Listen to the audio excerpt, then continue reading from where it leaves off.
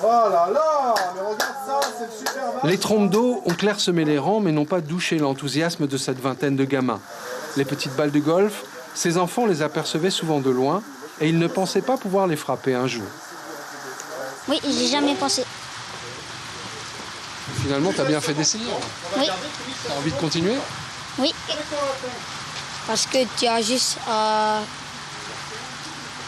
te tenir droit et te concentrer. J'aime bien jouer parce que j'aime trop ce sport. Avec ses équipements au prix élevé, le sport n'a pas pour rien une image élitiste. Renaud, personnage connu pour ses cours de golf sur Internet, apprécie l'approche spontanée des enfants. Les enfants n'ont pas de retenue, ils ont pas d'appréhension.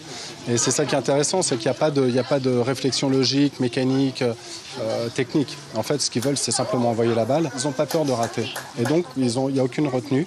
Et c'est ce qui rend les choses faciles. Alors que les adultes ont peur de rater, ils ont l'impression de se sous-évaluer s'ils ratent la balle. La Fondation Agir contre l'exclusion travaille dans les domaines de l'emploi, de la scolarité ou du handicap. Elle s'est appuyée sur plusieurs partenaires pour organiser ces journées d'abord à Moorea, puis à Papara. C'était une demande du golf qui voulait faire découvrir la pratique de ce sport auprès des enfants des quartiers prioritaires de Moorea. Ça a très bien fonctionné l'année dernière, donc on a souhaité reproduire l'action pour les enfants des quartiers de Papara et de Tevayuta, ici avec le golf de Tahiti.